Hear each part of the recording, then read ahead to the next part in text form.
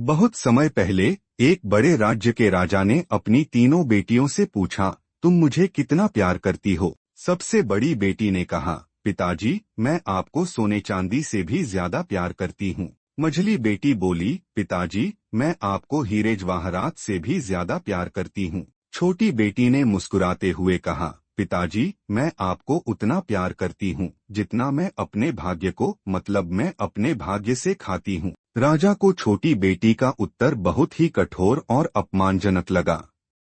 उसे लगा कि उसने उसके त्याग और प्रेम को तुच्छ समझा। राजा ने गुस्से में आकर मंत्री को आदेश दिया कि सबसे छोटी राजकुमारी के लिए ऐसा वर खोज कर लाओ जो सबसे गरीब हो। सैनिकों ने देखा कि एक नौजवान लकड़हारा जो फटे कपड़े पहने था लकड़ी काट कर आ रहा था। सैनिकों ने पकड़कर राजा के सामने प्रस्तुत किया। राजा ने छोटी बेटी का विवाह एक गरीब लकड़हारे से कर दिया। चलते समय बस एक साधारण धोती देकर विदा किया। लकड़हारा ईमानदार और मेहनती था, लेकिन बहुत गरीब था। जंगल में लकड़ी काटकर वह अपनी जीविका चलाता था। राजकुमारी ने इस नए जीवन को बिना किसी शिकायत के स्वीकार कर लिया। हालांकि राजमहल का आरामदायक जीवन छोड़कर झोपड़ी में रहना आसान नहीं था, लेकिन वह अपने पति के साथ खुश थी। एक दिन लकड़हारा हमेशा की तरह जंगल में लकड़ी काटने गया। उसने जंगल के बीचों बीच एक बहुत पुराना और विशाल पेड़ देखा।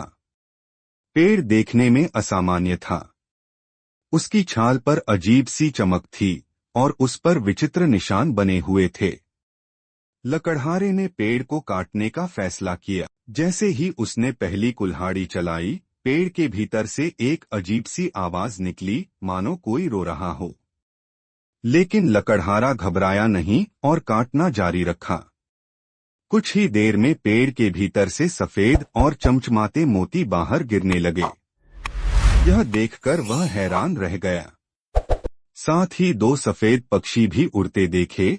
सोचा कि राजकुमारी के गले का हार बन जाएगा, बहुत खुश होंगी। लकड़हारे ने थोड़े से मोती इकट्ठा किए और घर ले आया।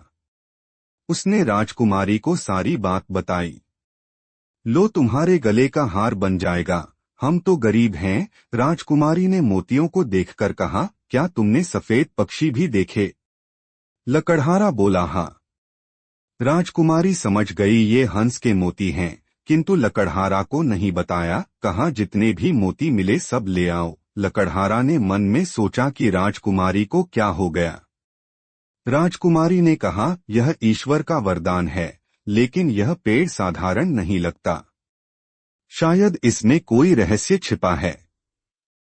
हमें इसे हल्के में नहीं लेना चाहिए। अगले दिन लकड़हारा से कहा, आज से लकड़ी काटना बंद करो। ये एक पत्र तथा एक मोती पड़ोसी राजा के यहाँ ले जाओ। लकड़हारा घबराकर बोला, ये क्या पागलपन है?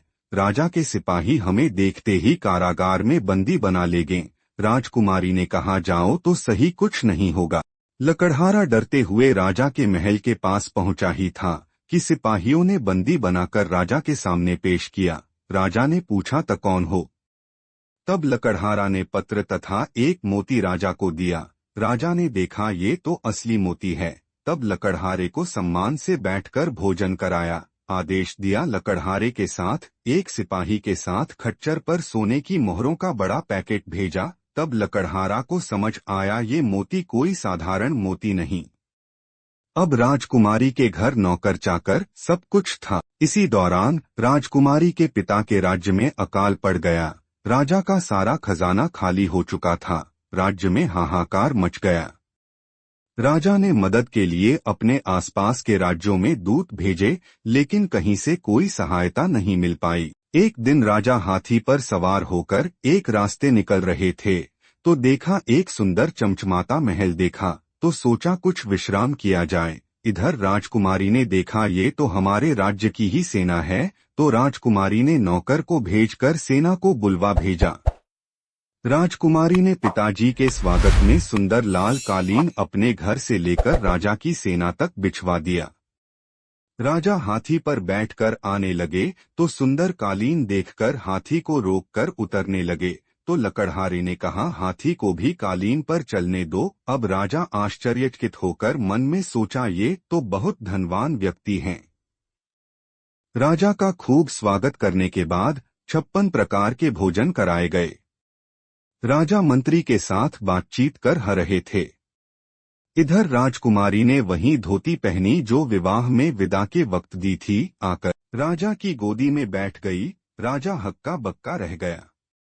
ये कौन? तब राजकुमारी ने कहा, पिताजी पहचाना नहीं? पिताजी, मैं आपकी वही सबसे छोटी बेटी हूँ जिसने कहा था हम अपने भाग्य से खाती है।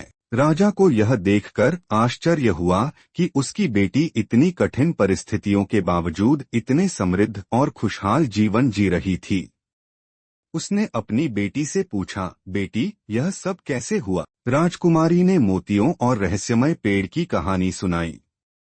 साथ ही उसने यह भी बताया कि मोती केवल मेहनत, ईमानदारी और सही कर्म के साथ उपयोग में लाए जा सकते हैं।